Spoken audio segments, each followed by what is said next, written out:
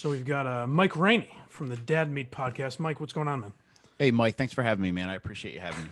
I've said this before with other guests. It's funny how quickly my switch flips. Again, I fucked up the time with you, and I was waiting for your response, and I was like, this motherfucker is blowing me out, like furious. And then you go, hey man, I had the wrong time, and I was like, oh, no big deal. Don't worry about it. Dude, one of the biggest issues I have right now is just putting all of my responsibilities into a cohesive schedule.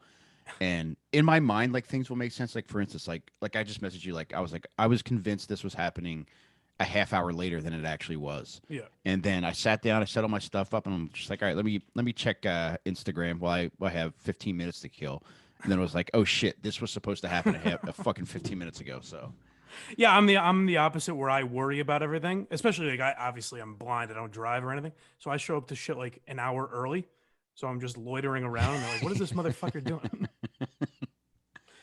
But I've become a fan of you guys recently, the Dad Meat podcast. I saw you guys on a Real Ass podcast. I think that's the first time I heard of you. And I've started turning people on to you guys, but what the fuck is Dad Meat? Because I don't know how to explain it when people ask. I first off, I appreciate you saying that, and then, dude, more so than anything else, uh, Tim Butterly and I, the guy I co-hosted with, we've been friends for a long time, and we're each just loaded down with like work, family, and just a million other responsibilities. So we started the podcast basically to have an excuse to hang out with each other each week, and then we were both into we both felt stagnant for a very long time, and we fell into the trap of just accepting our circumstances. But then within the past few years, we both just started, trying different things and trying to move ourselves forward and not accepting the fact that, like, okay, because we're in our 30s and 40s, it doesn't mean we just got to stop wherever we are. So we're fucking morons, but we're also conscious of the fact that it's imperative to just keep moving no matter, where we're at or where anybody else is at in life, and just keep setting goals and just keep trying different things, because man, it's easy to become complacent and feel like you're stuck in your circumstances, and we've both been there. Yeah, it's a cool. Honestly, I think it's a cool energy you guys have because you fit Thank into. you. I like Matt and Shane podcast and all that type of shit. Ah, And you they're guys the have a best. similar energy, but you're also very like it was jarring at first because you guys are very positive and sweet to each other. Like one of the episodes I was listening to recently, they were talking about the sober videos that you do, Yeah, which yeah, I yeah. want to get to in a bit. But your co-host Tim was just like, "Those are great, man. Those are so awesome." You're like, "Oh, thank you, buddy." I'm like, I'm not used to this much genuine niceness on podcast. Yeah, man, he is like we'll we'll bust each other's balls in a heartbeat, but at the same time, we're both just genuinely concerned about the feelings of the people we interact with, including one another, even though we've been friends for years. And it just means a lot that, we have open, honest, earnest discussion with one another, even in regards to just acknowledging simple things like that. Because I feel like there's an easy tendency to just blow past things when people compliment you. So even something as simple as acknowledging it rather than just instant ball breaking, I think goes a long way in maintaining mental health and just sustaining, a good mindset. Does Dad Meat have an actual meaning, or is that No, just Mike, you know what, man? We originally wanted to call it Not for Nothing, because Tim and I used to do like an improv thing called the Not for Nothing podcast, Hmm? which didn't make any sense, and it was just something people around here say a lot. But it turns out like that was like already an NBA like gossip podcast or Oh, something. okay.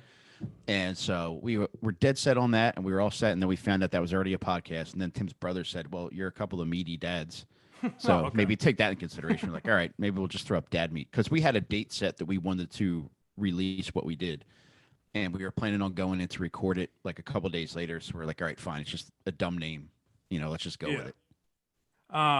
So I wanted to do my due diligence on you before before I had you on. So Okay. I texted Shane Gillis and asked about you Uh guys, oh. and I assume these feel like lies just because of who they're coming from and the tone it felt like he was sending them in. But he sent me two facts about you guys, and he Okay. said they love wrestling other dudes, which is That's like true. if you wrestled in high school, that's an odd way to phrase it. But what is that true or no? Yeah, Tim and I are both pretty heavy into jujitsu, Oh, and okay. Shane constantly refers to us doing strip mall karate.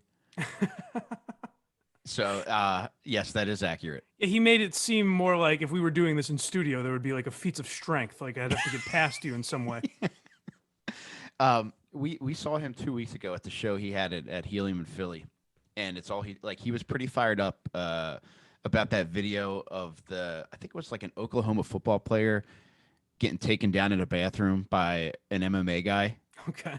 So I think seeing that realization is out there, I think that rocked his world. So that added to whatever ill feelings he has about us being into rubbing up against other dudes. All right, so that's true. I'm slightly Yeah. surprised. And then the other one I thought was a lie at first, and then when I started looking more into you guys, I was like, this one might be true. Are you like Tony Robbins fans? A little bit, yeah. Like, dude, I listened to like a lot of Tony Robbins, and then like he had me when he put out his Netflix special, which was awesome. Because I'm sorry, go ahead. No, I was gonna say my impression of him, and I know very little about him, so this is pretty much an ignorant comment. But I've always thought he was just like kind of a snake oil salesman type of guy.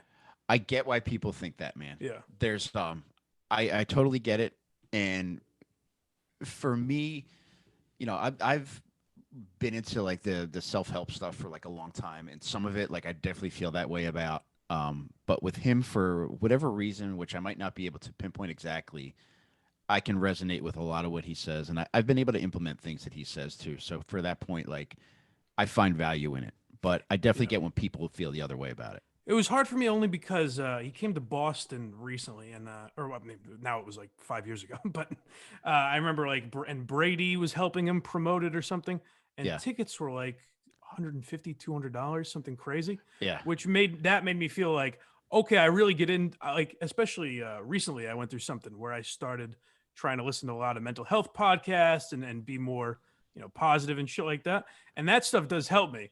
But at like $200 a pop, it's like, hey, you could just listen to fucking, Joe List's podcast and get as much value out of it.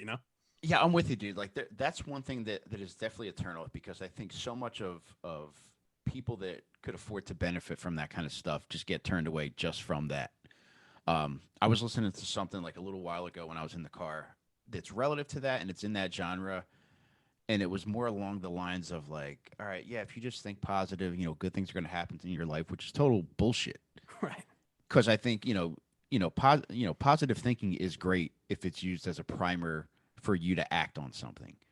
Positive thinking alone is going to get you to where you need to be, and blowing a few $100s on a ticket to a positive thinking seminar isn't going to do shit but help line the pockets of the person you're giving that money to, Right. unless you're willing to do something to back it up. Right. If I'm smoking weed on my couch talking about what a great day it is, that's not going to fucking matter. Yeah, and I think that industry thrives on, I think, people who don't ultimately put in work, or I don't know, the work to back up what it takes. Because I mean, like anybody knows that like any substantial change that anyone has made in their life has probably come from significant hard work and challenges. Right. So but I think there's an easy buck to be made by people coming out and saying like, hey, if you pay $500 and come to my real estate seminar, I'm going to teach you all the secrets to Yeah. Yeah. all this shit. Where it's unfortunately, like, I think people get in enough of a bind to be inclined to believe that kind of stuff sometimes. Yeah, but I mean, there is something too. Like I went through a thing where I like took off work for a few months and everything. Like I essentially, a mental breakdown, I guess, not in the traditional way you would think of it, but I was going through a lot of mental health shit and started, like when I stepped away from it, I was like, I thought like, the world was against me, that sort of shit. Yeah, When I realized like most of the negativity comes from me saying, oh, this person's out to get me, or I'm a dumb yeah, fuck and I fucked this up. yeah. Like that's where most of the negativity comes from. And you don't realize that when you're in the moment. I'm with you, Mike. And from personal experience, I know that the times where I've felt the worst, aside from situations where fucked up situations have occurred, like there's no way to sugarcoat it. If like somebody close to you dies, there's no way to positive think yourself out of that kind of a hole. Sure. But I think day to day functioning, I think it's important to kind of create like your own framework to say like, all right, and learn from like, all right, I know I'm a fucking lunatic from 7 to 9 a.m. when I wake up, unless I immediately start doing something that's going to be good for me, even though I don't want to do it. Like for instance, if you wake up and you meditate, or you wake up and you go for a walk, or you wake up and you eat food that's actually nourishing for you, instead of just going and getting a breakfast sandwich to shovel in your face, Right. as you're commuting to work. Yeah. So like that kind of shit, like, you're kind of creating like your own positivity, and like you have to have like, I think, that kind of like mental framework to enable you to do that kind of positive shit in your life, to have any kind of positive impact along the way. Did you always kind of have that outlook to some extent, or did getting sober kind of trigger that sort of Not, dude. thinking? Like, honestly, like I think I've been depressed since I was a kid. Like, there Right. isn't a time where like I think back to like where I really genuinely enjoyed life. Yeah. And I'd say like early 2000s, I started getting into a writer named Wayne Dyer, who was really cool, and he wrote a lot of things that I liked. And that kind of like helped me turn the corner, and saying that like, okay, there's a certain amount of shit that goes on in my life that I do have control over, which is, mainly my attitude toward how I approach every situation, and my attitude toward how I approach every interaction that I have with people. So that kind of helped. And then getting sober definitely did help that too, because it's always been a constant like battle with anxiety and depression for me. And like I realize now, being almost 4 years away from all those substances, that me ingesting that shit was a way for me to try to combat that. Right. Yeah, but it's funny you say that too, because I had this very similar thing where when I was a kid, I would always, joke about like if anything went wrong, oh, I'm going to kill myself, that type of shit. Yeah. And then I realized, like, not that long ago as an adult, like, oh, that's not normal for a kid to constantly be thinking about killing himself. Like, that's Yeah. kind of fucked up. And maybe I was depressed. And it's funny how much, like, not getting help, because also, like, I'm blind, so I put off getting any help in school or anything like that. I tried to avoid it because I wanted to seem normal. And Mhm. then as an adult, I sought help for that shit. And I was like, if I'd just done this for like 3 months when I was 12 years old Yeah, instead dude. of 29 years old, it might have fucking helped me a lot more. Well, Maybe I wouldn't be podcasting. dude, I'm with you 100%, man. And I think this way, and I think a lot of people like us were probably in the same predicament, that like, I'm like, I have 3 kids now, so like I feel like I'm more attuned to them possibly going through the same shit. Right. Um, so, and also too, like if you hear your kids verbalizing shit like that, I think it's easier to kind of say like, oh, okay, that's a clear sign that something is wrong. Whereas like with my parents, and I'm 42 now, so like when I was a kid, like going They to wouldn't have even therapy, or thought about it yeah, probably. it Yeah. wasn't even a thing. It was just like, shut up. Right. We're all going through it. I would hear people say all the time, like, I wish I was your age again.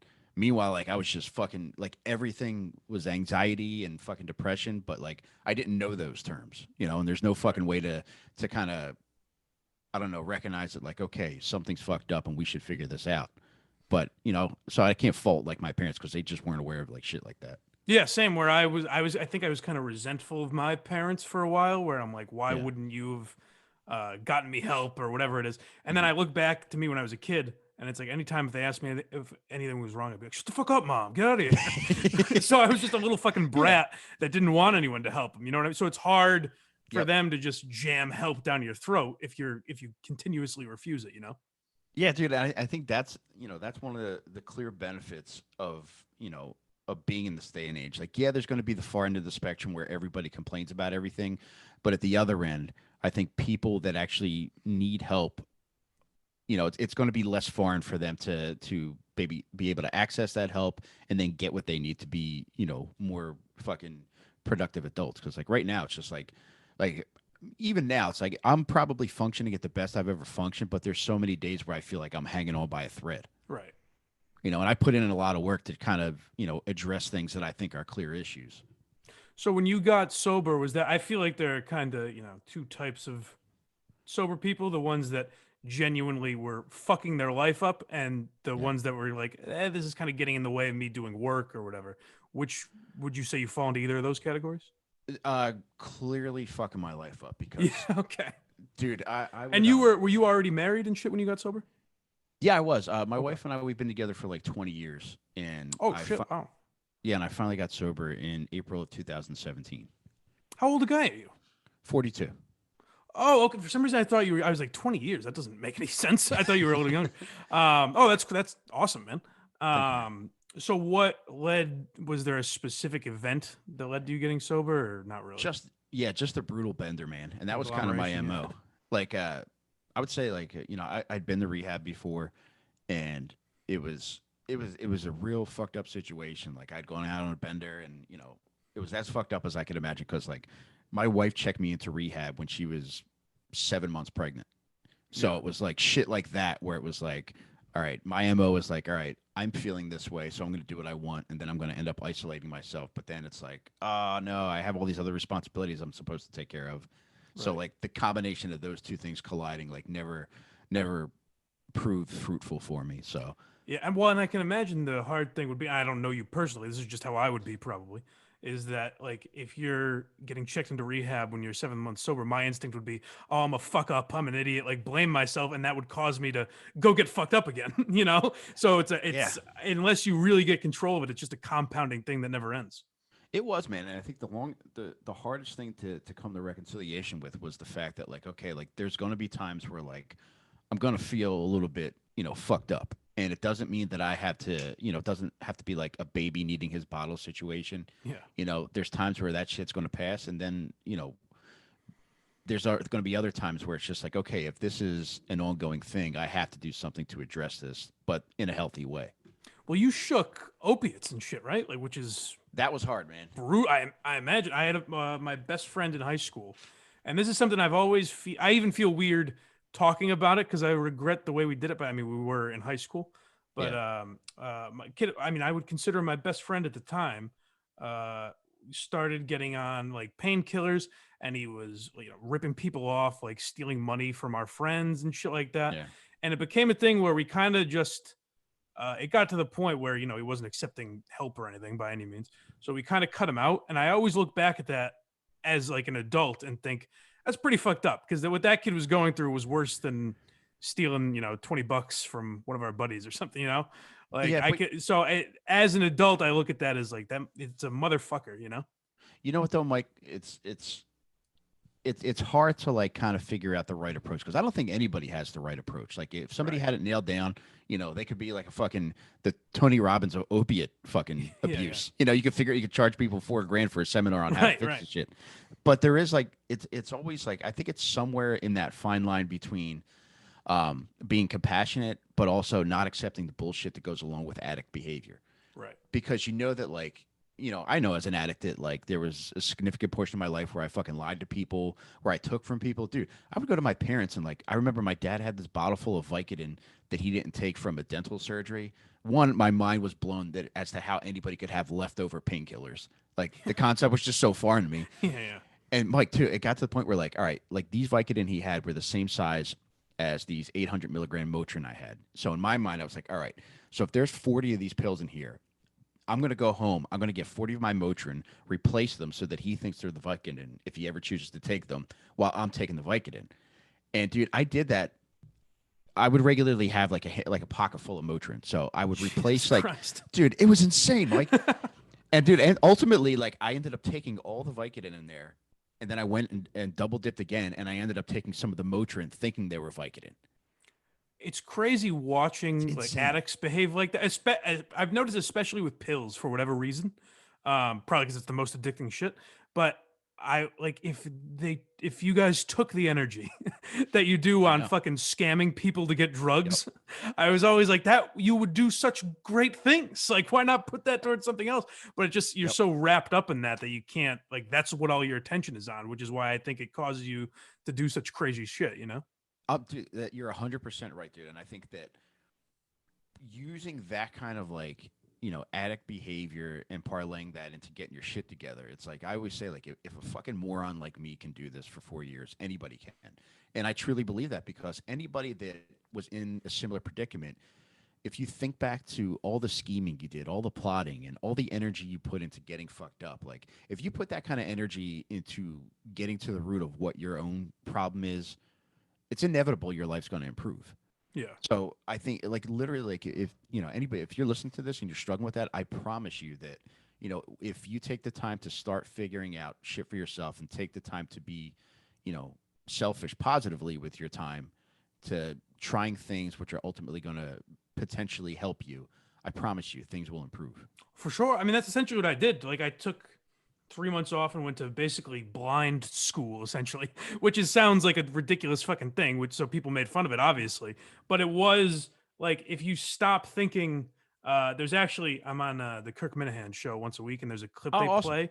There's a clip they play of me like getting teary-eyed talking about going into this program, saying like now I feel stupid for doing it. And I look at that clip as like such a reminder of me being so focused on what everyone would think of what I was doing, Yeah. or like how they would find a way to make fun of it, that caused me to just do nothing, which is the Dude, worst possible that option. but that happens so often, and I think a lot of times, whether it's mental health stuff or addiction based stuff, like that is often the biggest obstacle for people to overcome is the stress that you feel from envisioning what those around you will think of you. Right. And go ahead, buddy. No, go ahead. I was just gonna say, like, for me, like, I realized, the at the root of a lot of my issues is low self esteem. So those thoughts of like, oh fuck, what is this person gonna think? What's this person? Oh my god, what's my family gonna think? Even though they're ultimately excuses, they're valid in the sense that it's rooted in this deep seated fear that I have.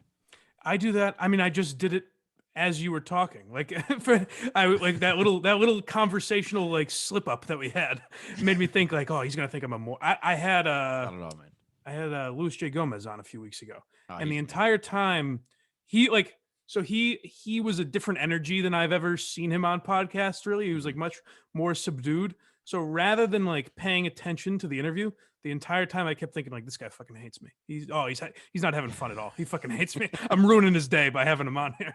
And instead of just being like, hey, this is a fun conversation, Yeah. that's all I was thinking about. Dude, I could totally relate to that shit. I think that's part of the reason why I tend to isolate. Like when I isolate, like my mentality is shit, and it's just I'm just a vortex of negativity. Even today, like being able to have this conversation with you, I feel a million times better than I did 20 minutes ago. I was in a fucking in a rage this entire morning, and it all just stemmed from something so stupid like my allergies acting up. And then, dude, everything after that, and it was like I was going to fucking Dick's Sporting Goods to buy myself a baseball glove because the one I had for 20 years is fucked up, and like a task that simple devolved into me being even more aggravated that I can't use my childhood baseball glove, and I'm Like driving the to get a new Yankees are one. gonna call tomorrow. Like, what the Yeah, fuck am dude. I gonna do? Yes, it was that kind of level, Mike. Yeah. And then I'm stuck in traffic, which compounds shit, and I'm on the verge of a fucking road rage incident. So like I get so carried away with like my negative thoughts that like that's where it often leads me. But being able to come here and have a conversation, a thoughtful, intelligent conversation with you is it has literally turned my day around. I do that for a lot of people. That's what a lot of people say when they I can tell. stop by here. Have you guys had to do much Zoom shit? Because I found that that's where my worst. Oh, I did fucking. Do you know Aaron Berg and Gino Bisconti? Yeah, yeah. I did their podcast, and I didn't realize the whole time I couldn't hear them. Like there was half the time where I was kind of talking over them, but couldn't hear that they were talking because we're Okay. on Zoom or whatever it was. And I went back and listened later, and they would say things like, "What the fuck is he? Why do you keep pausing?" Like, they would ask me questions about why I stopped talking, and then I would just not hear them, and there would be dead silence. So I I hate these fucking Zoom conversations. I'm with you, Mike. I mean, it's beneficial as it is, where it's better than nothing. Sure. At the same time, we're doing our fucking the podcast live every Sunday night now. Behind me, this is just the back room of my house.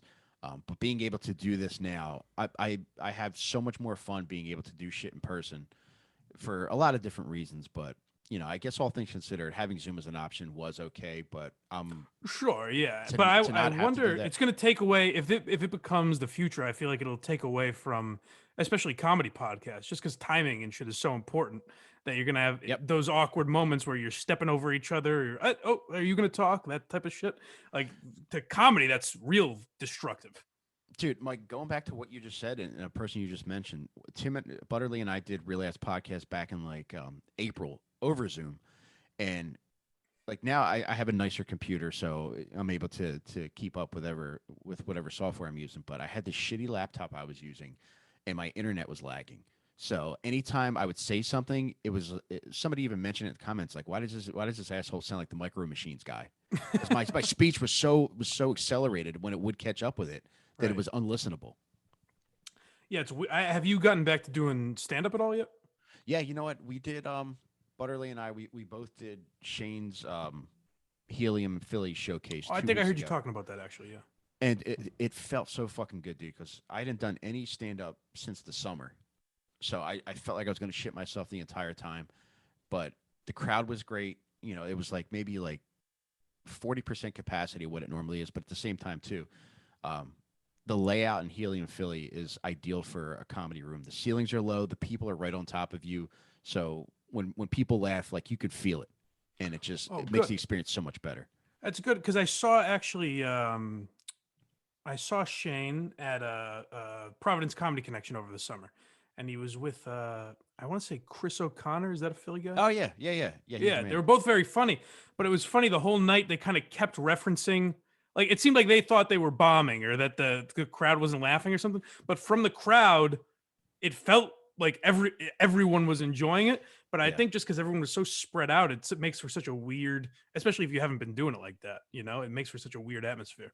it does, Mike. There's a place. The only other, like, well, I shouldn't say that because there's another place in Philly that's getting a lot of big names and people seem to like. But the other like big comedy venue is a place called Punchline Philly. Um, the venue sucks dick, dude. It's set up. It's run by like Live Nation, who runs all the fucking concert shit, and it's set up like a concert venue. The room's huge, the ceilings are huge, so you got sound coming from so many different spaces where like get you can't really get immediate feedback on how you're doing. So it feels like you're eating shit the entire time, even though you might be doing really well. Right, right. Whereas in a room that's configured like Helium is, it's you there's no middle ground. You know if you're eating shit or if you're really crushing. It seems like, and maybe this is just because I'm a Matt and Shane fan and a fan of you guys and everything, but it seems like that Philly crew, like the Philly comedy scene, is kind of like how Boston was years ago, where I keep hearing these guys from Philly and these horrible Philly accents I keep hearing pop up. Is It's that disgusting. does it feel like that you guys are kind of come on the come up right now? You know what, dude? Like I would say pretty much all of us that are doing, whether it's podcast or stand up or sketches or just anything like that. Like all of us that all the people that are in our crew, we've been at it for so long, and it just feels like it's just we're doing what we've kind of always been doing, but I guess just getting better at it. So it doesn't feel like there's any like grand revelations to us. Like I've people like Shane and McCusker and McKeever and like all these different guys. It's like I've always viewed them in the highest light. Like I've always been wondered, why they didn't have more prestigious, I don't know, fucking I guess accolades Yeah. Well, Shane, I can at think of any one given reason. time. Yeah. but I mean, like all those guys, it was like from early on, it was just like, oh yeah, this guy should be famous. This guy Yeah. should have, a ton of money. So Yeah, I mean, everybody deserves I that thought shit. Shane would have been fucking perfect for like what SNL would have needed to still be funny. Like, I Yeah, think dude. he legitimately that one guy could have turned them around. Have you interacted with Seth Simons at all? Do you know him?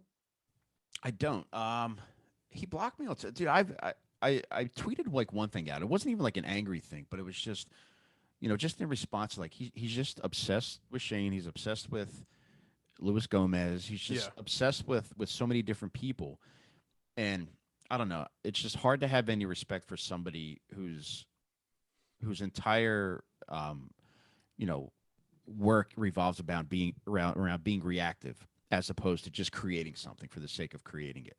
Yeah, it's psychotic. And I mean, I talk about a lot of comedy on here and a lot of podcasts and shit. So I guess you could say I kind of am in the same, business as him, I guess, as far Hmm. as like reviewing. I don't think I review comedy really, but it's similar. But I always talk about guys I like. The idea to Yeah. like, if you don't like fucking Shane Gillis or Big J or any of those people, that's fine. But I don't understand the need to drag in, call them Proud Boys and all this bullshit. Yeah. It's the weirdest thing. Like I saw this morning, Barstool was going through a thing where this guy starts tweeting out Yeah. that they're Nazis and all this bullshit. And then Portnoy responded and was, aggressive as he usually is. And the guy starts saying that like Barstool's bullying him. And Yeah, it's I like, so mean, you shit on someone publicly, them and their fans respond and say, I don't agree with what you're saying. And that's like, you're the victim now somehow. It's just yeah, wild. I I don't know. Like more than anything else, I just can't identify with that shit because like I see shit, specifically on Twitter that I either don't like or that I just absolutely can't stand constantly. But it's like you go to mute, go to block, and you no longer have to be subjected to those things.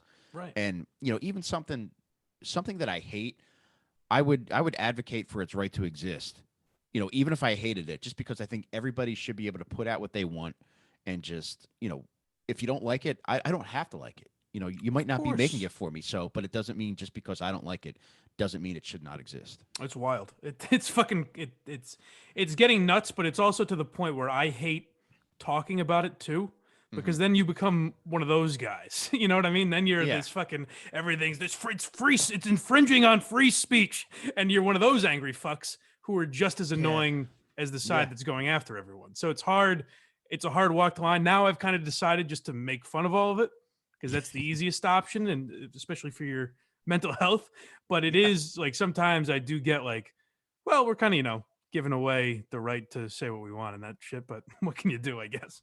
yeah, dude. And I think there's a huge difference between people taking umbrage with what you say and saying, "All right, this fucking sucks," and then somebody saying, actively taking steps to prevent you from being able to say more things. Right. I think the first group, it's whatever, man. That's where you should be able to say freedom of speech. And if you if you can't handle criticism, that's one thing.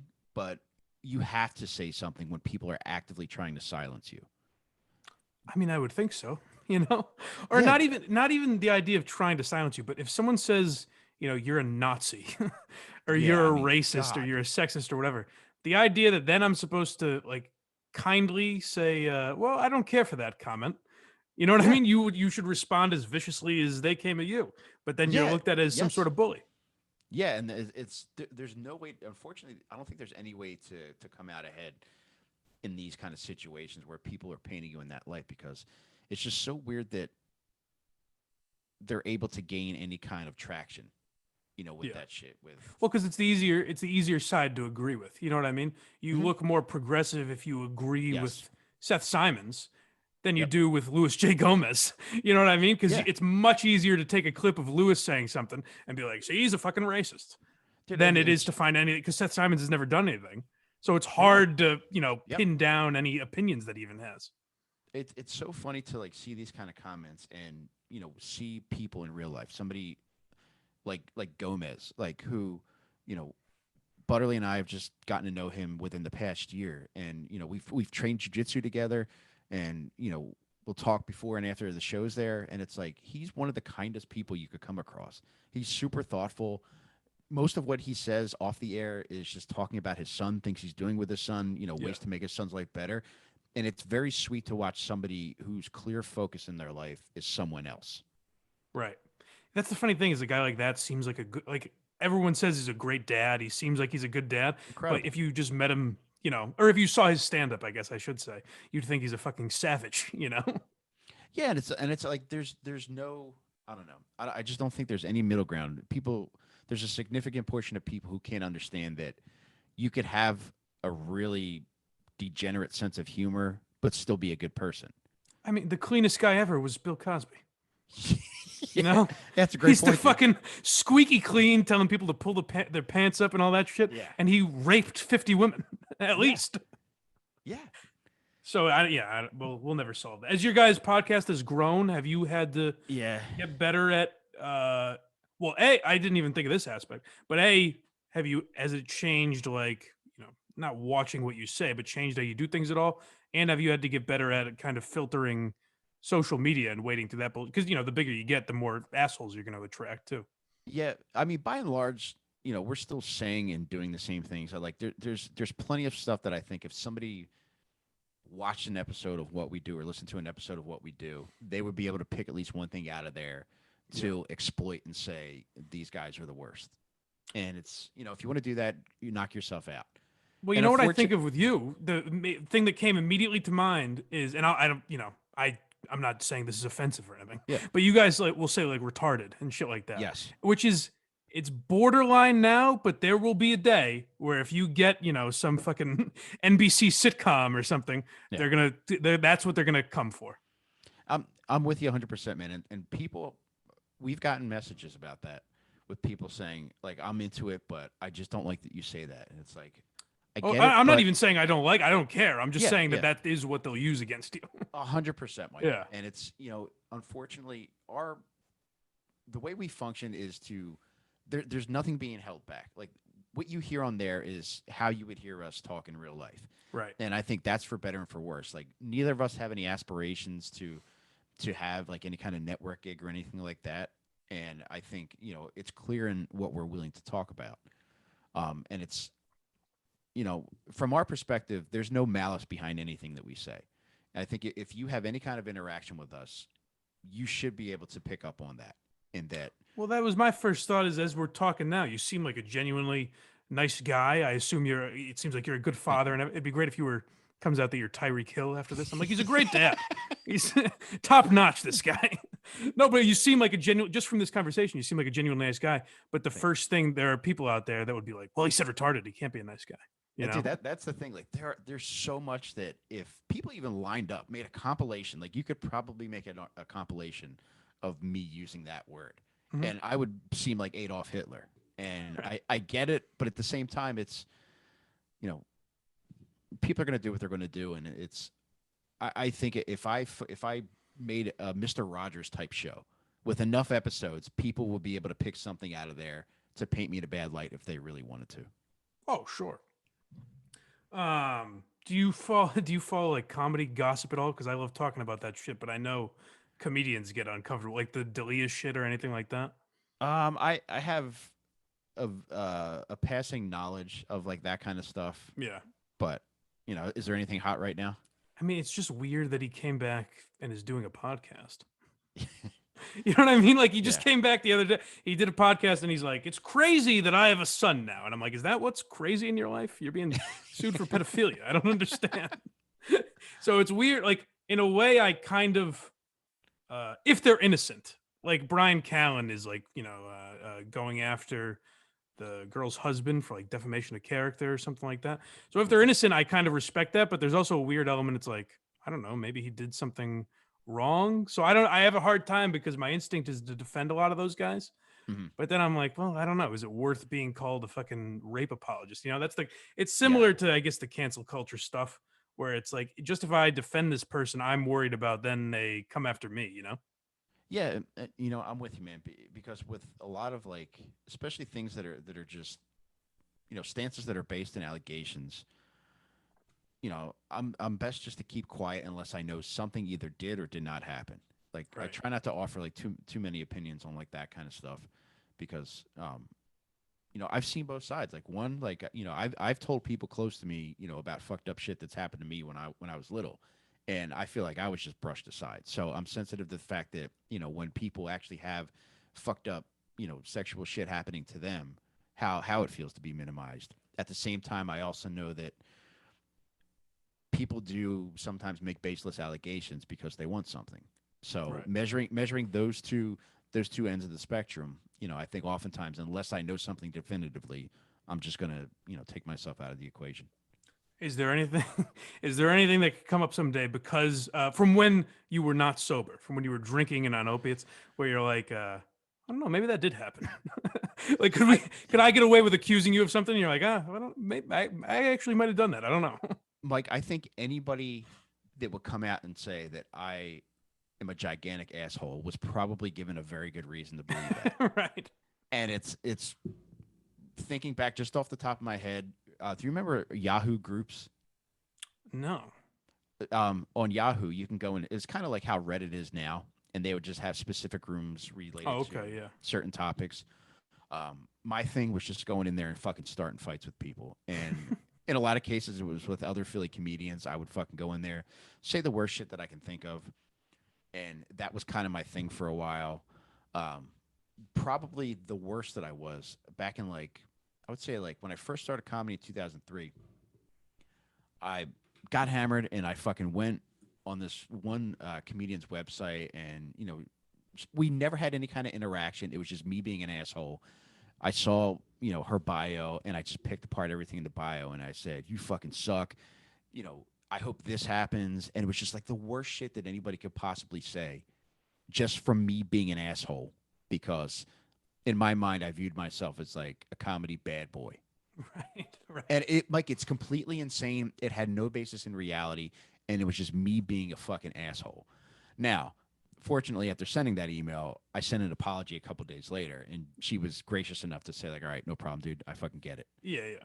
But like, that kind of shit, that was like kind of my MO for a little while. Fortunately, Right. I don't think it was like too long lived, but I was the internet dickhead. Once I got a computer, dude, that was my thing. And it took me a while to realize like, oh, this is kind of fucked up, and you shouldn't just say mean things to people for the sake of saying mean things.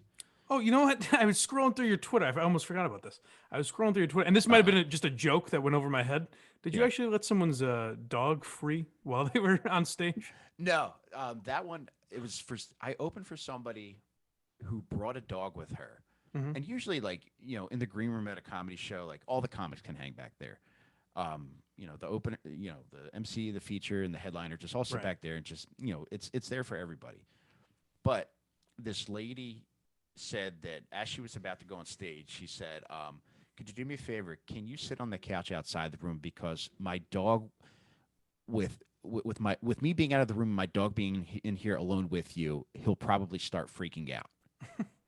And I'm the low man on the totem pole, so I'm like, yeah, I guess I will. So I sat on the Sure. couch outside of the green room, but it angered me the entire time I'm sitting on this couch, because a dog is taking precedence over me. Right. So yes, I do. I still wish I set that dog loose in North Philly. Oh, it would have been great just for the story. Yeah, man. Um, but I love animals, so I wouldn't do that. But I man, did. It was that was a funny. tough one to follow. I knew a To girl swallow. that worked at Laugh Boston here in Boston, Okay. and she told some story about. I won't say his name, I guess, but she was like, "This guy's a real. He's a real asshole." Like I knew it was more like she wanted to tell me like I've met this guy, Yeah. but she's like, "Oh, he was a real piece of shit," and I was like, "Really? Well, that surprises me. Why?" And she said, before the show, he had a rule like comics only in the green room, so I wasn't allowed in, even though I worked there. And I was like, that doesn't seem Yeah. like an example of why Yeah. he's an asshole. Why the fuck would he want to talk to you before a show? Yeah, and it's, I mean, to that point, especially like when people, have TV or movie credits, it's a never-ending stream of people that just, have a reason to come back there, but probably shouldn't, just to, be respectful of something, people needing their space. Um, but I think I would side, with the comedian on that 100%. Yeah, well, because I pointed out it's also like they're working. Right. Like, they're about to go to work, and you're like, "Hey, can I have a picture with you?" You know what I mean? You're just fucking Hmm. annoying them for no reason, and you're a stranger. Like, what the fuck does he want to talk to you for? You know? Yeah, and a lot of times too, it's like, okay, if one person has reason to come back, they're with friends, so Yeah. then there's more people back there, and I don't know. And even with that said, I think most people, that I've worked with, are cool about that kind of stuff, in regards to like they'll at least be pleasant, even though they're fucking annoyed. Yeah. I do. Um, I kind of admire the people that have the balls to be like, I was right in those situations, because I'm the exact opposite. Whereas if you were a Laugh Boston and I met you, I'd be like, mhm. I'd be apologizing before I even spoke. I'm like, I'm sorry to bother you, man. I'd be, I really admire the type of whatever mental illness it is to have you blame everyone else, because I have the complete opposite. I blame myself for everything, but I wish I was the Yeah, opposite. yeah, dude, it would be nice. I mean, literally, if somebody shot me, I would probably wonder why I was in that position to be shot. So I can identify with that kind of thing. Yeah, what did I Like, do what did wrong? I do? Yeah, What was I wearing? yeah. How old are your kids, by the way? Did you not say Um, that? no, it's cool. It's my oldest. She's about to graduate high school, so she's 17. Oh, wow, My okay. middle's 14, and my son's 10. Jesus, So wow, that's fucking awesome. How did getting sober with kids, like, how did that all play out? Because that obviously means you weren't sober while they were alive at some point. yeah, dude, I went to rehab in 2006 when my wife was pregnant with my second daughter, and Right. then from that point, like, that wasn't that. even though I didn't fully get sober after that, that was a turning point because at that point I would put together, month stretches where I wouldn't do anything. Maybe, every 6 months I might go out on like a drinking bender or something like that, but nothing as bad as it was leading up to that initial stint in rehab. Then in like 2012 is when I got whacked on pills because I had two back surgeries in one summer. So initially I could validate it by saying like, okay, like I have a legitimate Yeah. injury and I got a doctor giving me fucking anywhere between 120 and 180 pills a month. So It's the wildest because that's how most people, I don't know about most, but that's how a lot of mhm. people get hooked, where it's like, hey, your back won't hurt for a couple weeks, but you may have a crippling addiction now for the rest of your life. It's I don't get it, man, because even though it's like, yeah, I would say probably for 3 weeks I probably could have used those justly. But then Right. after that, it's like, even now, like with not having taken, the last time I took a pill was August of 2014. So in almost, over 6 years now, every day I could validate taking one because, I'm just 42 and I've had a couple back surgeries. But, you know, the negatives outweigh the positives at this point. So, It is crazy. I was telling this story a couple weeks ago where the same buddy I mentioned, who was addicted to like perks and shit like that.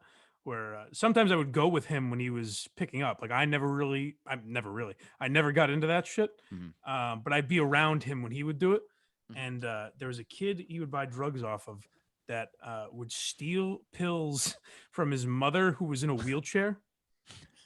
And I didn't know the kid really, but I was always like, what if his mom could have walked again? If it wasn't like if he took her pills and with those she could have gotten her legs back one day. But it's crazy. Like that shows you how fucking brutal and like doctors hand them to you, which is the wildest thing. But I mean, Yeah, man. I guess they And do help some people. dude, maybe he was selling them to get the boot taken off of her fucking wheel. I don't know. Right, maybe. But yeah, dude, it's so fucked up that there was never, I never faced any kind of like pushback on me, going in each month. Like it would maybe be like once a year I go in and just say that like, yeah, my back, never be any like follow up questions or anything. The only time there was any kind of change was that when it was clear where I was going to be taking them for a while, the doctor switched me from Percocet to I think it was oxycodone, where it didn't have the acetaminophen because he was worried about the long term effect that the acetaminophen would have on my liver. But I was like, yeah, well, I'm already addicted to these fucking things by at this point, so who cares about my fucking liver Right. if I can't really function otherwise? Right. But that was Would the only that was the only pushback.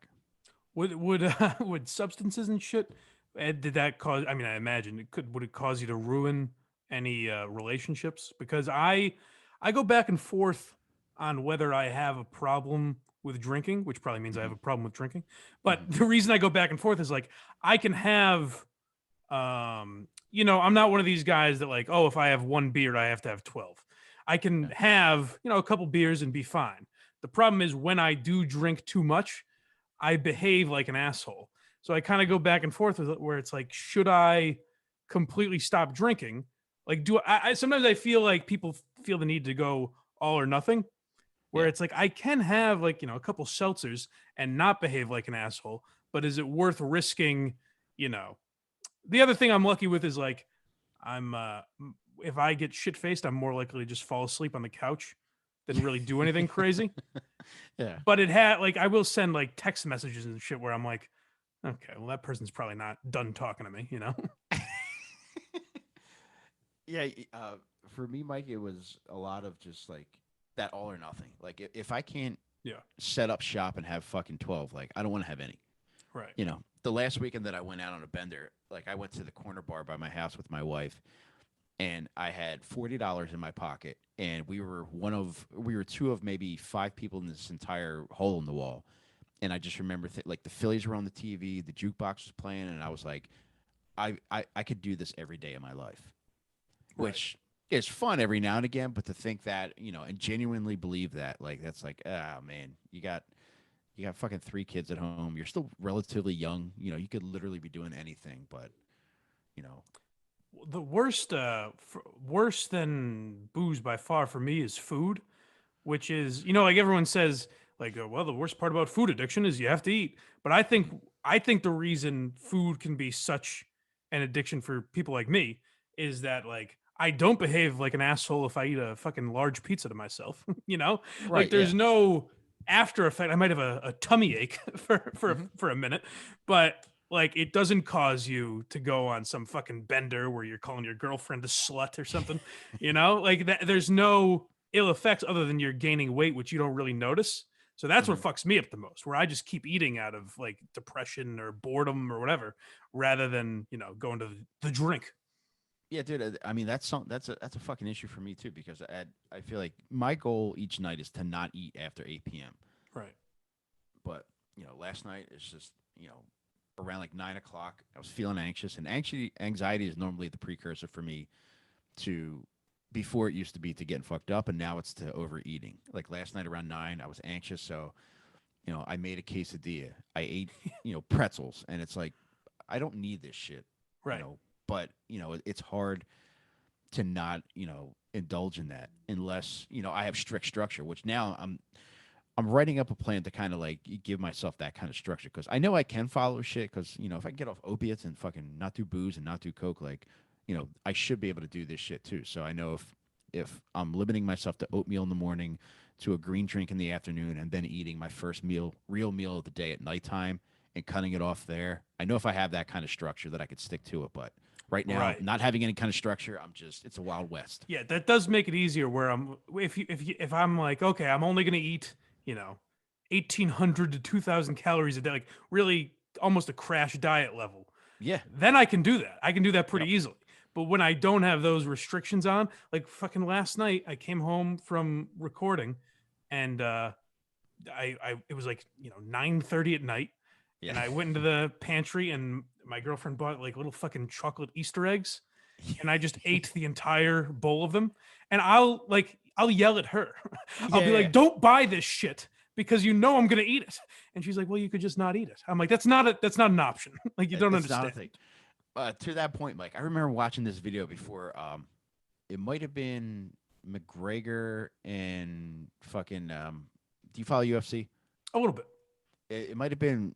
I think it was the McGregor Eddie Alvarez fight, but they were filming him during fight week, and somebody had a chocolate cake on the counter, and he's like, if this is here, I'm gonna fucking eat it. So I don't want people having this shit here. So because I saw that video of him saying that, I can rationalize in my head like, yeah, if it's here, I'm just gonna eat it. If Conor McGregor can't turn it down, who the fuck am I? I like that your rationalization is not only blaming other people for having the chocolate cake. There was a chocolate cake in front of Conor McGregor, Yeah. so you So now I have to eat. you're like, Yeah. now I have to eat. Yeah. Yeah. Go to the Well, doctor. thanks so much for coming on, man. This has been fun. I've enjoyed this conversation. Who the fuck does Tim Butterly think he is, by the way? No He'll get response from around that to it, guy. dude. He's actually like an important guy at his job. I'm just a nobody, so I could take time to get off, but like he's one of the fucking main guys there, so he's handling everybody else's problems. So Okay. It's just funny how easy it is to turn me to where I was like, or to listen to the Dad Meat podcast. Like, both these guys are pretty funny guys. And then this morning, I'm like, Mike's a lot funnier than this fucker. I'm gonna cut out that sound bite and play it for him. Thank you. Thank you. I appreciate it. Well, hopefully we get him on soon too at He some will. point, but go check out the Dad Meat podcast, which is also on Patreon. So this will be up on Patreon tonight for the subscribers and then free on Monday. So if you're listening on Patreon, go over to, is it just patreon.com/dadmeat? Patreon.com/dadmeatpodcast. Can I And ask you a very boring technical question go for it, about Mike. Patreon? I saw your guys' tiers, and I saw that you have a $1 tier, and I've been thinking about doing that, but then I was like, with the processing shit Yeah. that Patreon takes, is it worth it or no? Uh, for us, it is like everything. Like Tim and I, like we've been poor most of our lives. Right. So by having people just being able to donate what they want, that's important to us because I never want to exclude anybody who may not be able to afford even say like $5 a month, because to me, like we both know what it feels to like have very limited means to access the shit that you want. So um even though like you said, like Patreon does take fees and then there's processing fees, so like sometimes like if people might donate $1, you might see maybe a third of that, but we're fine with that if that's all people can do, man. All right, cool. Well, that if you're looking for a cheaper option than what I'm charging you up the ass for no reason, go over to and it's much funnier That's what Nah, I promote podcasts on this Patreon because I feel like it's a good business model to be like, if you're sick of this shit, here are much better options. And Dad Meat is one of those. Oh, you know what? I didn't also check out on the Dad Meat YouTube page. Mike has been doing these sober boners, they're called, which I feel like really takes away from the seriousness of the topic you're getting into. But I thought those were very good. I was checking those out last night.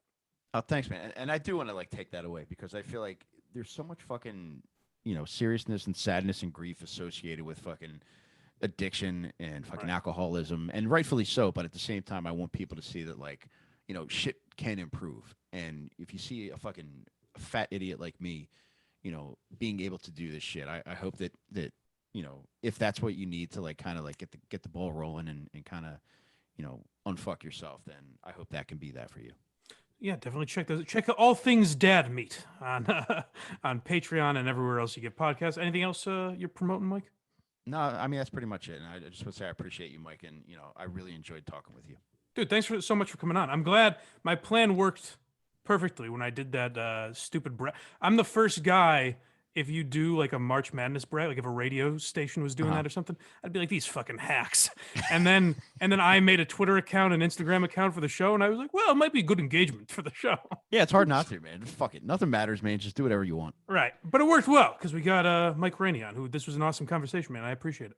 I appreciate you, Mike. Thank you. All right, buddy. Thank you. I'll talk to you soon, man.